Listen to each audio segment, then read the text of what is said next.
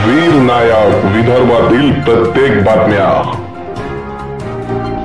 धामणगाव शहरातील 147 वर्ष प्राचीन गौरक्षण संस्थेमध्ये गोवंश शेड व चारा गोदाम बांधकामाचं भूमिपूजन महाराष्ट्र गोसेवा आयोगाचे अध्यक्ष शेखर मुंदडा यांच्या शुभ हस्ते तर आमदार प्रताप अडसड यांच्या अध्यक्षतेखाली तसेच विशेष उपस्थित असलेले गोसेवा आयोगाचे सदस्य सुनील सूर्यवंशी, प्रसिद्ध समाजसेवक राधेश्याम मुंदडा, पशुसंवर्धनसह उपायुक्त डॉक्टर पूनम नागपुरे, संस्थेचे अध्यक्ष नंदकिशोर राठी यांच्या हस्ते करण्यात आले।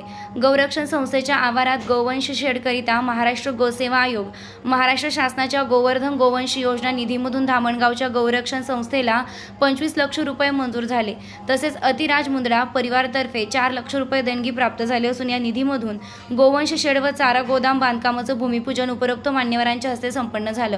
राज्य सरकारने राज्यातील सर्व गौरक्षण संस्थांना अनुदानाचा ऐतिहासिक निर्णय घेतलेला आहे। या निर्णयामुळे गौरक्षण आणि गौसेवा अधिक बलाढ्य होईल। या निर्णयाकरिता राज्य सरकार अभिनंदनास पात्र असल्याचं तसेच धामणगाव मतदारसंघातील 3ही गौरक्षण संस्थेला महाराष्ट्र गोसेवा आयोगाच्या वतीने देण्यात आलेल्या अनुदानाकरिता मी शासनाचे आभार व्यक्त करतो, असं या प्रसंगी आमदार प्रताप अडसड म्हणाले।